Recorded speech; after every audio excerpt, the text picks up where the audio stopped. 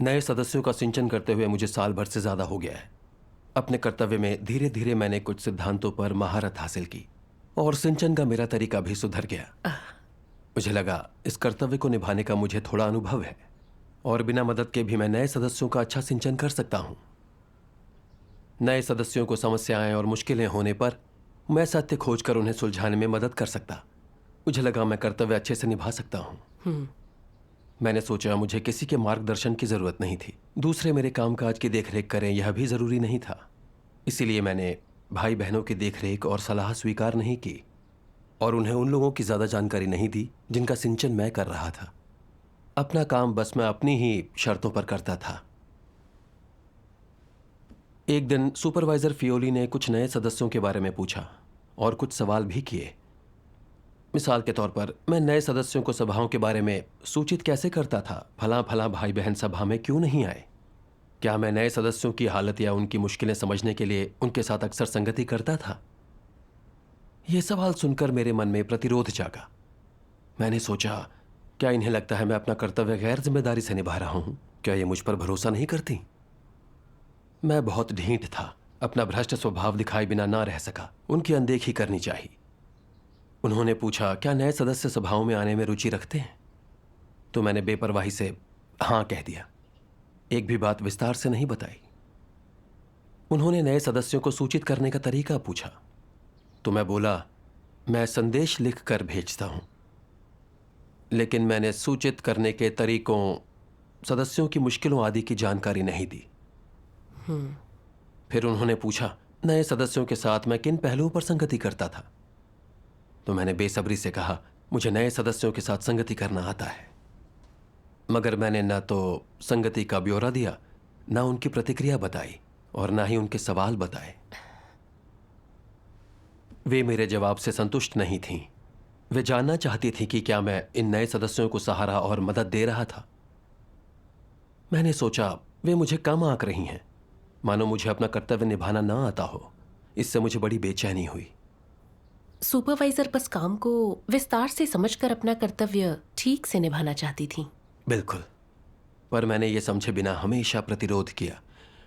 जब उन्हें एहसास हुआ कि मैं बोलते समय नए सदस्यों की भावनाओं का ख्याल नहीं करता था, तो वे बोली, आपको नए सदस्यों के नज़रिए से सोचना चाहिए। अगर आप नए सदस्य हों तो क्या आप इन बातों से खुश होंगे? क्या आप उन्हें जवाब देना चाहेंगे? उनकी बातों ने मुझे भड़का दिया। मैंने कहा, मैं समझता हूं, लेकिन सच में उनकी बात नहीं मानी। मुझे नहीं लगता था नए सदस्यों से बात करने के मेरे तरीके में कोई समस्या थी। मन ही मन मैंने खुद से कहा, मुझे पता है इन नए सदस्यों को सभाओं में कैसे लाया जाए, तो मैं अपने ढंग से ही काम करूंगा। एक और मौके पर उन्होंने जानना चाहा कि मैं नए सदस्यों के साथ संगति कैसे करता हूं, तो मैंने कहा, संदेश भेजकर। उन्होंने कहा, फोन कॉल ज्यादा सीधे होते हैं, असली मसले समझना आसान करते हैं और संबंध मजबूत करते हैं, तो उन्होंने कॉल करने को कहा। सही है। ये संवाद का बेहतर तरीका है। हाँ, वाकई। पर तब मैंने बात नहीं मानी। मैंने सोचा कि मेरा तरीका बेहतर था। मैं नए सदस्यों को संदेश भेजकर संतुष्ट था, उनकी बात नहीं सुनना चाहता था। हमारी चर्चाओं में मैं अब और कुछ बोलना नहीं चाहता था, इसलिए चुप रहा या बड़े संक्षेप में जवाब दिए। मैंने देखा, अगर कोई नए सदस्यों के सिंचन के बारे में मुझसे चर्चा करना चाहता तो मैं बहुत नकारात्मक और परेशान हो जाता। लगता मानो वे मुझ पर हंस रहे थे, मुझे नीचा दिखा रहे थे और बेकार समझते थे, ऐसा जिसे अपना कर्तव्य निभाना नहीं आता या जो भरोसेमंद नहीं था। मेरे ख्याल से मैं अपना कर्तव्य अच्छे ढंग से निभाता था। मैं सिंचन करना जानता था, खोज खबर लेने के मेरे अपने तरीके थे और मुझ में सुपरवाइजर से ज्यादा खूबियां थीं, तो मैं उनकी सलाह नहीं ले सकता था। हामी भरने के बावजूद मैं विरले ही अपने वादे पर अमल करता था। नए सदस्यों के सिंचन और संगति का काम अपनी ही शर्तों पर करता था। एक सभा के दौरान मैंने परमेश्वर के वचन पढ़े और खुद की थोड़ी समझ हासिल की।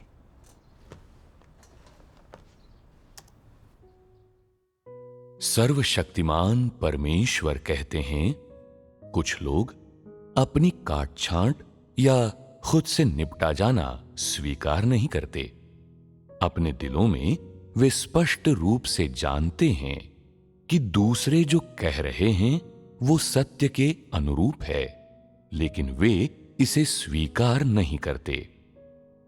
ये लोग बहुत अहंकारी और आत्मतुष्ट होते हैं। और मैं क्यों कहता हूं कि वे अहंकारी होते हैं?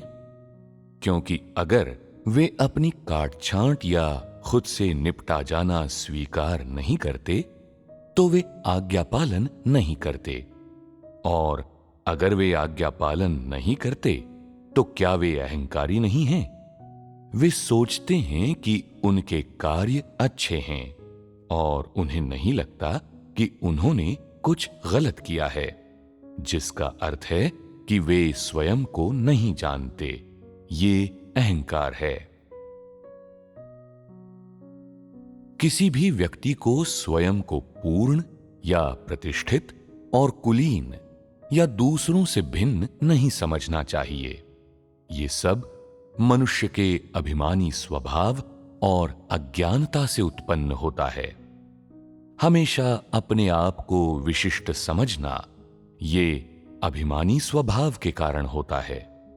कभी भी अपनी कमियां स्वीकार न कर पाना और कभी भी अपनी भूलों एवं असफलताओं का सामना न कर पाना अभिमानी स्वभाव के कारण होता है। वो कभी भी दूसरों को अपने से ऊंचा नहीं होने देता है या अपने से बेहतर नहीं होने देता है। ऐसा उसके अभिमानी स्वभाव के कारण होता है। दूसरों को कभी खुद से श्रेष्ठ या ताकतवर न होने देना ये एक अहंकारी स्वभाव के कारण होता है। कभी दूसरों को अपने से बेहतर विचार, सुझाव और दृष्टिकोण न रखने देना और ऐसा होने पर नकारात्मक हो जाना, बोलने की इच्छा न रखना, व्यथित और निराश महसूस करना तथा परेशान हो जाना, ये सभी चीजें उसके अभिमानी स्वभाव के ही कारण होती हैं। अभिमानी स्वभाव तुम्हें अपनी प्रतिष्ठा बचाने वाला बना सकता है। दूसरों के मार्गदर्शन को स्वीकार करने, अपनी कमियों का सामना करने तथा अपनी असफलताओं और गलतियों को स्वीकार करने में असमर्थ बना सकता है। इसके अतिरिक्त जब कोई व्यक्ति तुमसे बेहतर होता है तो ये तुम्हारे दिल में उस व्यक्ति के प्रति घृणा और जलन पैदा कर सकता है और तुम स्वयं को विवश महसूस कर सकते हो, कुछ इस तरह कि अब तुम अपना कर्तव्य निभाना नहीं चाहते और इसे करने में लापरवाह हो जाते हो। अभिमानी स्वभाव के कारण तुम्हारे अंदर ये व्यवहार और आदतें उत्पन्न हो जाती हैं। अगर तुम धीरे धीरे इन विवरणों की गहराई से पड़ताल कर पाते हो, उन्हें जानने में सफल हो जाते हो और उनकी समझ हासिल कर लेते हो, और अगर फिर तुम धीरे धीरे इन विचारों को त्यागने में सक्षम हो जाते हो और इन गलत धारणाओं, दृष्टिकोणों और व्यवहारों को त्याग पाते हो और इनसे विवश नहीं होते, और यदि अपना कर्तव्य पालन करते समय तुम अपने लिए सही पद प्राप्त करने में सक्षम हो जाते हो तथा सिद्धांतों के अनुसार कार्य करते हो एवं उस कर्तव्य का निर्वाह करते हो जो तुम कर सकते हो तथा जो तुम्हें करना चाहिए, तो कुछ समय के बाद तुम अपने कर्तव्यों का बेहतर ढंग से निर्वाह करने में सक्षम हो जाओगे। ये सत्य की वास्तविकता में प्रवेश है। यदि तुम सत्य की वास्तविकता में प्रवेश कर पाते हो तो दूसरों को प्रतीत होगा कि तुम में मानवीय समानता है और लोग कहेंगे, ये व्यक्ति अपने पद के अनुसार आचरण करता है और वो अपना कर्तव्य बुनियादी तरीके से निभा रहा है। ऐसे लोग अपना कर्तव्य निभाने में स्वाभाविकता पर, जल्दी क्रोध करने पर या अपने भ्रष्ट शैतानी स्वभाव पर भरोसा नहीं करते। वे संयम से कार्य करते हैं। उनके पास एक दिल है जो परमेश्वर को पूजता है। उन्हें सत्य से प्यार है और उनके व्यवहार और भावों से ये पता चलता है कि उन्होंने अपने सुखों और प्राथमिकताओं का त्याग कर दिया है। ऐसा आचरण करना कितना अद्भुत है। ऐसे अवसर पर जब दूसरे तुम्हारी कमियों को सामने लाते हैं तो तुम न केवल उन्हें स्वीकार करने में सक्षम होते हो, बल्कि तुम आशावादी हो तथा अपनी कमियों एवं दोषों का आत्मविश्वास के साथ सामना करते हो। तुम्हारी मनोस्थिति बिल्कुल सामान्य है एवं अत्याधिकता और जोशीलेपन से मुक्त है। क्या मानवीय समानता का होना यही नहीं होता? केवल ऐसे लोगों में ही अच्छी समझ होती है। आमीन। आमीन। पहले मैं सोचता मैं घमंडी नहीं था, पर परमेश्वर के वचनों के खुलासे से समझ पाया कि मैं बहुत घमंडी था। सुपरवाइजर ने जब मुझे नए सदस्यों के सिंचन के कुछ अच्छे तरीके बताए तो मैंने माना ही नहीं। जब उन्होंने पूछा मैं सिंचन कैसे करता हूं, तो मैंने चुप्पी साध ली या संक्षेप में जवाब दे दिया, क्योंकि नहीं चाहता था मेरी नाक कटे या दूसरे लोग नए सदस्यों के सिंचन में मेरी कमियां देखें। चाहता था कि दूसरे समझे मेरे साथ सब अच्छा था, मेरे कर्तव्य में कुछ भी गलत नहीं था और मैं दूसरों की मदद के बिना अपना कर्तव्य निभा सकता था। मैं वाकई बहुत घमंडी था। हाँ, सोचता था मेरे काम की देखरेख करने वाली बहन से ज्यादा खूबियां मुझ में थी। मैं सिंचन करना जानता था, मेरे अपने तौर तरीके थे और वे कारगर थे, तो मैं उनके सुझाव मानने को तैयार नहीं था। मैं दिल की गहराई से मानता था कि उनकी सलाह मानने का अर्थ मेरी क्षमता उनकी क्षमता से कम होना था। यह शर्मिंदगी की बात होती, दूसरे मेरे बारे में क्या सोचेंगे। इसीलिए मैं ऊपर से उनके सुझाव मान लेता, पर विरले ही उन पर अमल करता था। मेरे घमंडी स्वभाव ने मुझे सत्य से बहुत दूर रखा, औरों की सलाह मानने से रोक दिया, जिससे मैं अपनी ही सोच से चिपका रहा। यह परमेश्वर के प्रति विद्रोह था। बिल्कुल। बिल्कुल। इसके बाद मैंने शांत होकर अपनी बहन के सुझाव के बारे में सोचा। मुझे लगा उनका सुझाव अच्छा और आजमाने लायक था। इसीलिए मैंने नए सदस्यों को फ़ोन किया। मुझे लगा कि फ़ोन पर चर्चा कर उनकी समस्याएं समझना और उनकी फ़ौरन मदद करना आसान था। उनकी सलाह पर अमल करके जब मैंने देखा कि नए सदस्यों के सिंचन का काम ज़्यादा प्रभावी हो गया था, तो मैं बहुत शर्मिंदा हुआ। इस मामले में मैंने देखा कि लंबे समय तक अपना कर्तव्य निभाने के बावजूद मुझ में अभी भी बहुत सी कमियां थीं। बहन की मदद और मार्गदर्शन के बिना मेरे काम के नतीजों में सुधार नहीं हो पाता।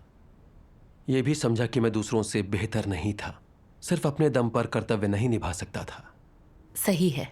खुद से किए जा सकने वाले काम बहुत सीमित होते हैं। बिना दूसरों की मदद के हम अपना कर्तव्य अच्छी तरह नहीं निभा पाएंगे। बिल्कुल।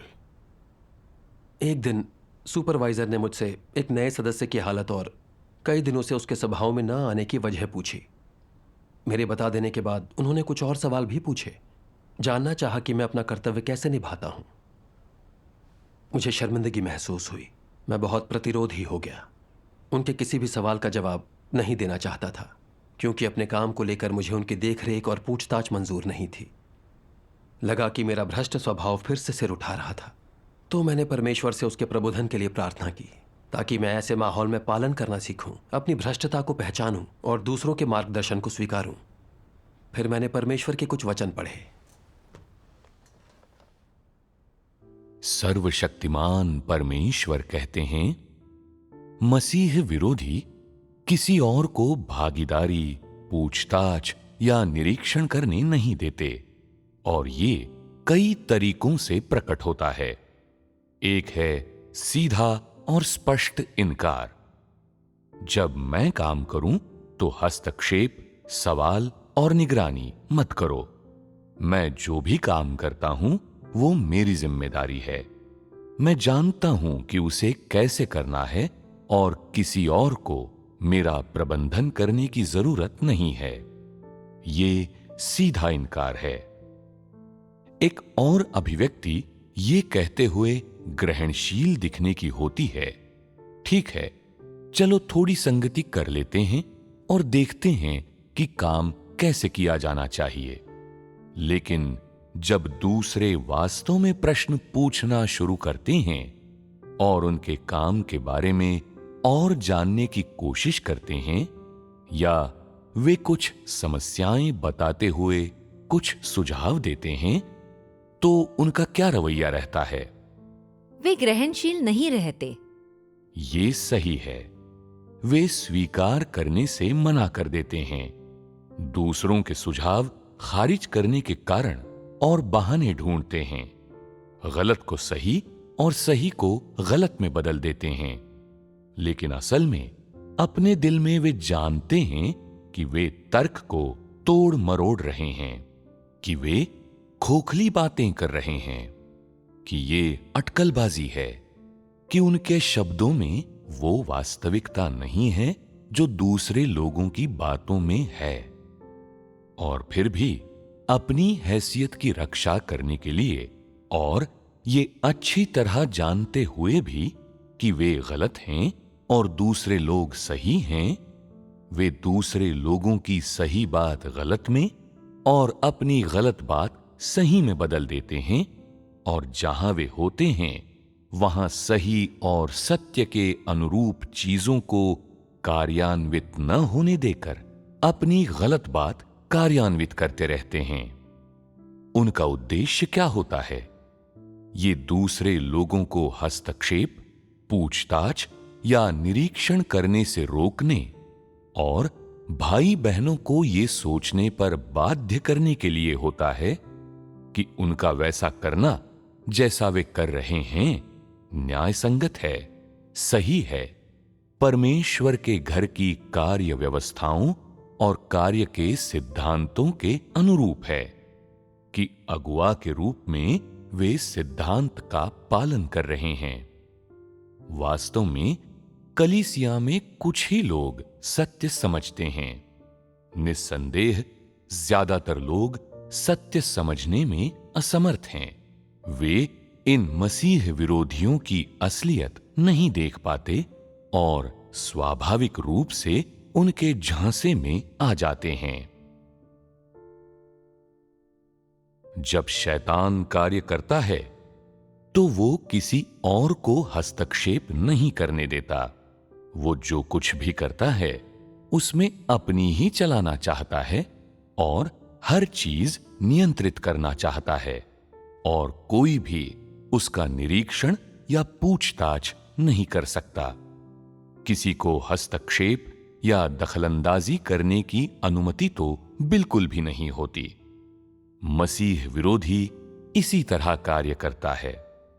चाहे वो कुछ भी करे, किसी को पूछताछ करने की अनुमति नहीं होती, और चाहे वो पर्दे के पीछे कैसे भी काम करे, किसी को हस्तक्षेप नहीं करने दिया जाता।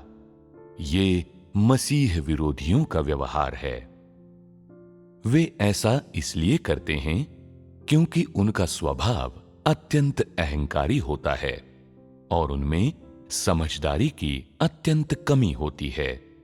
उनमें आज्ञाकारिता का पूर्ण अभाव होता है और वे किसी को अपनी निगरानी या अपने कार्य का निरीक्षण नहीं करने देते। ये वास्तव में दानव की हरकतें हैं जो सामान्य व्यक्ति की हरकतों से बिल्कुल अलग होती हैं। जो कोई भी कार्य करता है उसे दूसरों के सहयोग की आवश्यकता होती है। उसे अन्य लोगों की सहायता, सुझाव और सहयोग की आवश्यकता होती है। और अगर कोई निरीक्षण या निगरानी कर रहा हो तो भी ये कोई बुरी बात नहीं, ये आवश्यक है। अगर किसी स्थान पर गलतियां हो जाती हैं और निगरानी करने वाले लोगों द्वारा उनका पता लगाकर उन्हें तुरंत ठीक कर दिया जाता है, तो क्या ये एक बड़ी मदद नहीं है?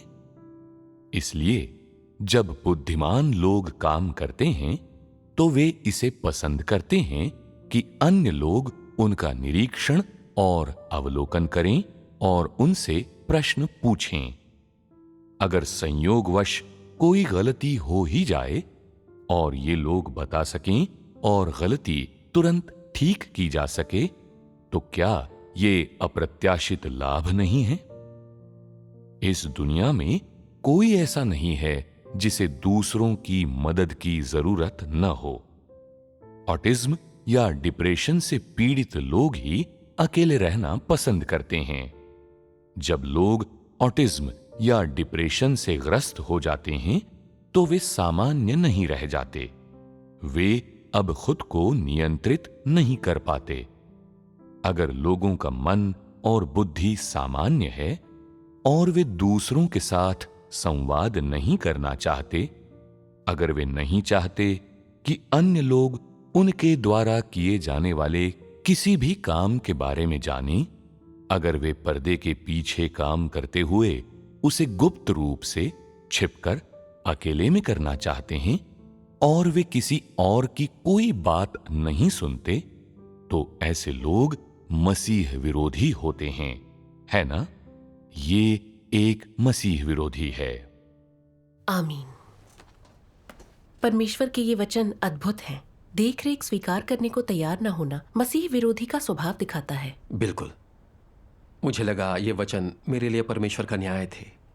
एहसास हुआ मैं वैसा ही बर्ताव कर रहा था जैसा परमेश्वर ने खुलासा किया है। मेरे लिए अपने कर्तव्य में दूसरों की सलाह मानना बहुत मुश्किल था। मुश्किल झेलते समय भी मैं उन्हें कभी उजागर नहीं करता था या औरों को जानने नहीं देता था, क्योंकि मुझे लगता यह काम मुझे दिया गया था तो जिम्मेदार मैं ही था। मेरा ही फैसला आखिरी था और मैं इसे अपने ही ढंग से कर सकता था। लगा मुझे अपना कर्तव्य निभाना आता है। मुझे ना ही सलाह देने वाले की या सुपरवाइजर की जरूरत थी। मैं दूसरों की सलाह को अपनी कमियों की निंदा या अपनी काबिलियत पर सवाल उठाना मानता था। मैं ये सुनना नहीं चाहता था। अब मैं समझ सका कि यह अहंकार और बेवकूफ़ी थी। सामान्य मानवता वाले को ऐसा नहीं सोचना चाहिए। बिल्कुल। अपनी अहंकारी प्रकृति के कारण मैं किसी की बात नहीं मानता था, ना ही दूसरों की देखरेख और सलाह मानता था। खुद ही अंतिम फैसला लेना चाहता और सिंचन का काम मनमाने ढंग से करना चाहता। पहले मैं अपने ही तरीके से नए सदस्यों की खबर लिया करता था, जो कि सिर्फ संदेश भेजना होता था। उनसे विरले ही बात करता था। जब थोड़े दिनों तक कुछ नए सदस्य जवाब ना देते तो मैं उन्हें किनारे कर देता और उन सदस्यों के साथ सभा करता जो मेरे साथ संवाद करना चाहते। नतीजतन कुछ नए सदस्यों का सिंचन समय से नहीं हो पाया। वे बहुत नाजुक होते हैं, कभी भी छोड़ सकते हैं, विश्वास रखना बंद कर सकते हैं और कुछ तो सभा समूह भी छोड़ सकते हैं। क्या मेरी करनी मसीह विरोधी जैसी नहीं थी? मसीह विरोधी दूसरों की देखरेख पसंद नहीं करते, कभी भी दूसरों से सलाह नहीं लेते। वे हर चीज पर अपना काबू चाहते हैं, अपने ही ढंग से या अपनी ही राय के अनुसार काम करना चाहते हैं, किसी की बात नहीं मानते और अपना काम अच्छे ढंग से करने के लिए दूसरों का सहयोग नहीं करते।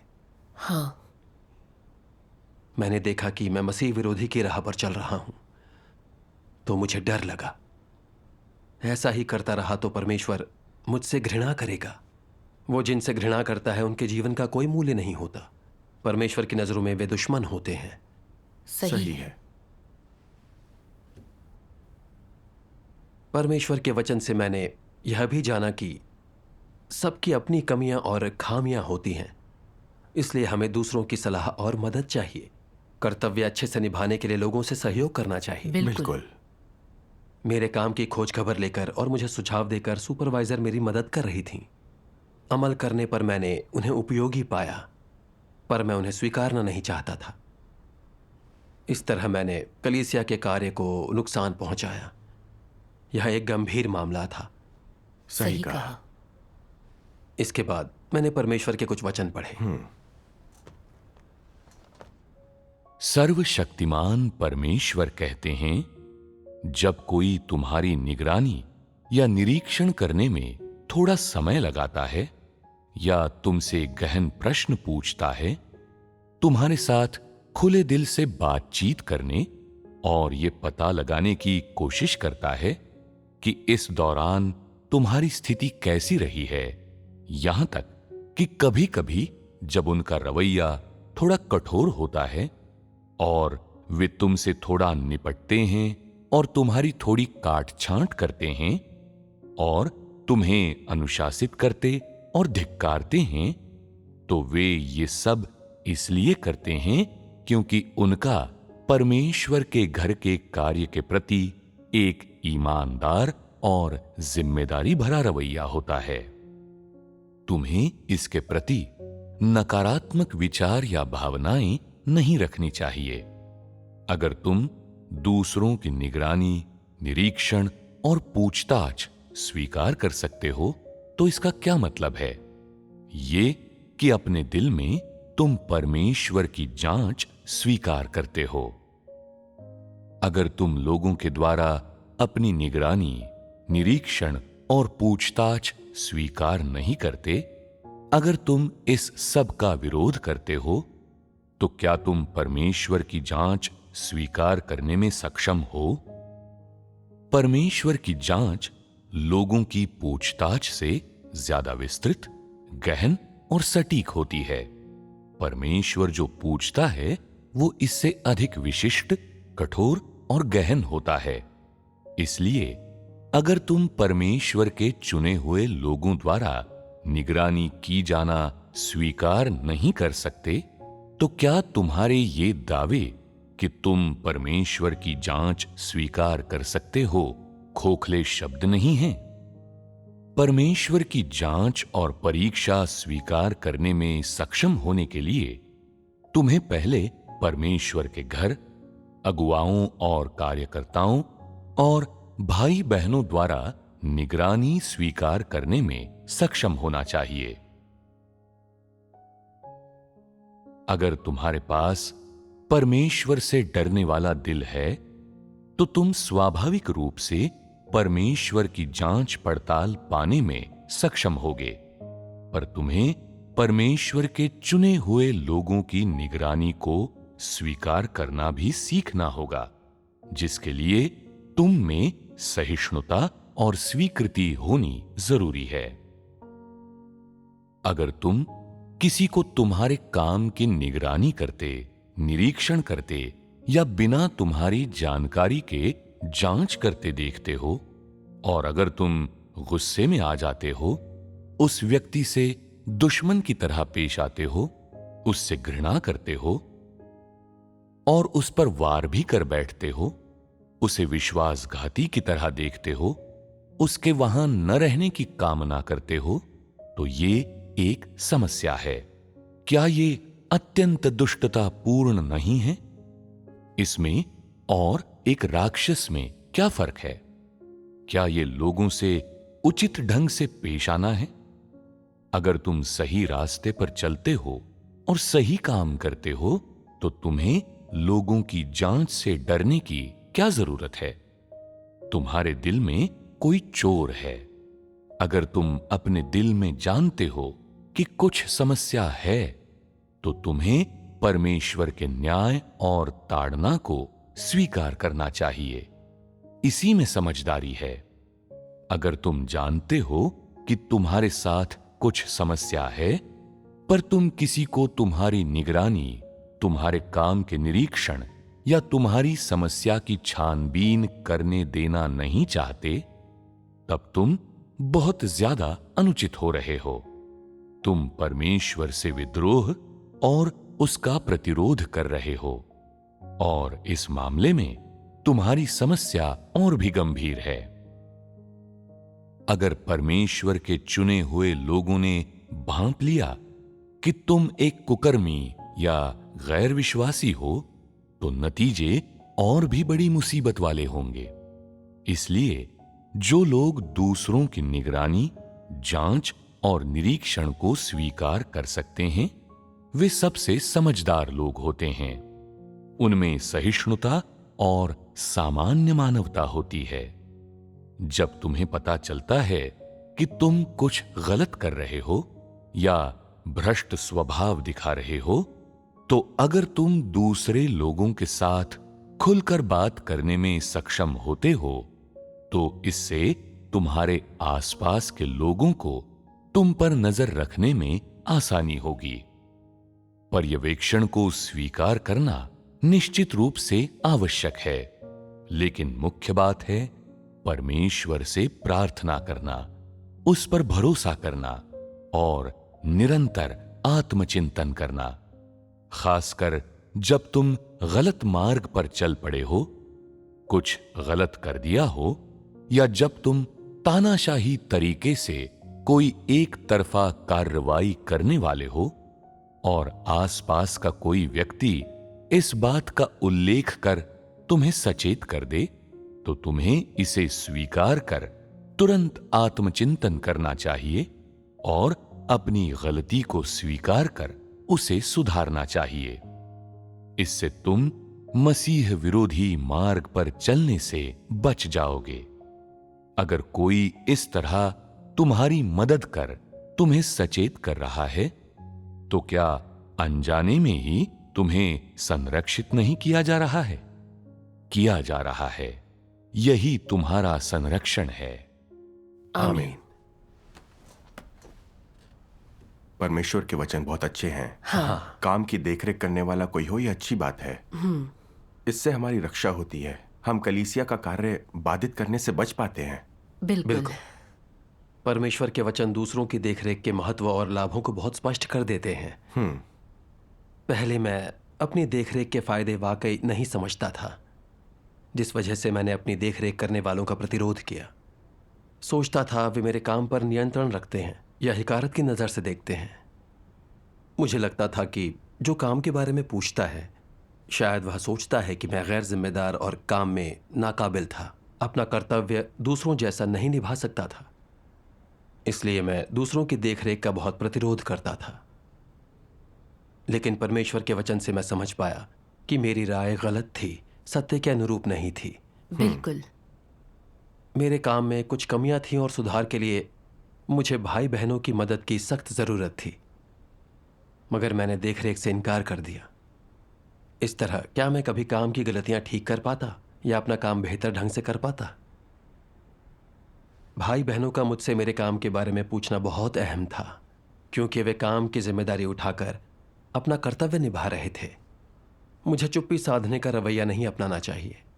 मुझे खुलकर अपनी दिक्कतें और अपने काम की असली हालत बयान करनी चाहिए। कलीसिया कार्य के लिए यह बेहतर होगा। सही है। देख रेख को स्वीकार कर मैं अपनी खामियां देख सकूंगा, सोच सकूंगा कि क्या मैं अपना कर्तव्य सिद्धांतों के अनुसार निभाता हूं। बिल्कुल। अब मैं परमेश्वर की इच्छा समझ पाया। दूसरों का अक्सर मेरे काम की देखरेख और जांच करना मुझे मन मर्जी करने से और कलीसिया के काम को बाधित करने से रोक सकता था। यह मेरे लिए परमेश्वर की सुरक्षा है। सही कहा। मैंने ईश वचन का एक और अंश पढ़ा। क्या तुम लोगों को लगता है कि कोई भी पूर्ण है?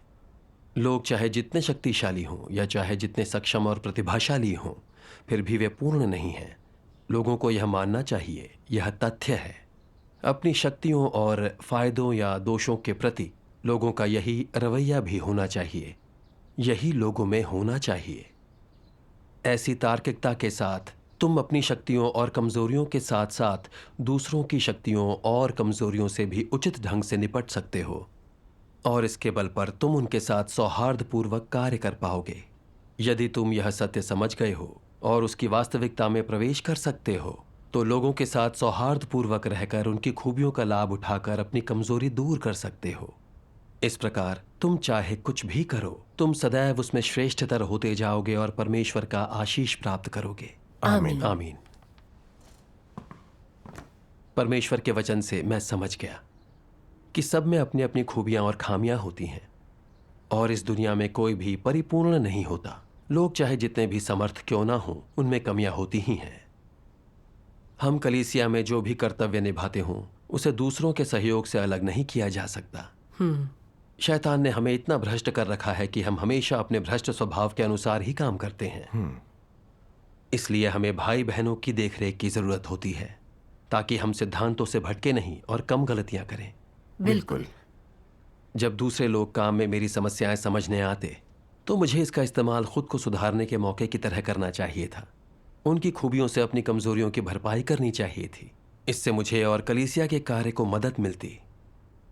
मैंने स्पष्ट रूप से देखा कि मेरे काम की देखरेख करने वाली बहन सहित मैं किसी से बेहतर नहीं था। मुझे दूसरों का मार्गदर्शन स्वीकारना चाहिए, अपनी गलतियों को ठीक करना चाहिए और अपनी कमजोरियों की भरपाई करने के लिए दूसरों से मदद मांगनी चाहिए। यही सामान्य समझ और मानवता है। बिल्कुल। यह जान लेने के बाद मैंने अपने गलत नज़रिए को छोड़ना शुरू कर दिया। अब मुझे नहीं लगता था कि मैं किसी की देखरेख के बिना नए सदस्यों का सिंचन कर सकता हूँ, बल्कि मुझे लगा मुझ में बहुत सी कमियां थीं और मैं परिपूर्ण नहीं था। इसके बाद मैंने अपनी बहन की सलाह मानना शुरू कर दिया। जब वे सवाल पूछती या नए सदस्यों की हालत के बारे में मेरे विचार जानना चाहती तो मैं खुलकर चर्चा करता और उन्हें विस्तार से बताता। इस तरह मैं अपने कर्तव्य में ज़्यादा प्रभावी बन गया। परमेश्वर का धन्यवाद। देखरेख स्वीकार करना और सही सलाह मानना हमारे कर्तव्य के लिए बहुत लाभकारी होता है। बिल्कुल। एक दिन बहन ने मुझसे नए सदस्यों का हाल जानना चाहा। मैंने कुछ भी छिपाए बिना उनके सवालों के जवाब दिए और कुछ नए सदस्यों के नियमित रूप से सभा में न आने के कारणों के बारे में विस्तार से बताया। उन्होंने मुझे कुछ अहम बातों की याद दिलाई। मैंने वो लिख ली और उन पर अमल किया। मैंने देखा दूसरों की सलाह मानना बहुत अच्छी बात है। हालांकि कभी कभी जब वे मेरी कमियां बताती तो मैं उन्हें तुरंत नहीं मान पाता था, मगर समझ जाता कि वो मेरी मदद करने आई हैं तो मुझे प्रतिरोध नहीं करना चाहिए। मुझे परमेश्वर के सामने आकर सत्य खोजना चाहिए जो मेरे और कलीसिया के कार्य दोनों के लिए फायदेमंद था। बिल्कुल। मेरी जिम्मेदारी नए सदस्यों का अच्छे से सिंचन करने की है ताकि उनके सच्चे मार्ग की बुनियाद मजबूत हो। मैं दूसरों की देखरेख स्वीकारने को तैयार हूँ। परमेश्वर परमेश्वर का धन्यवाद।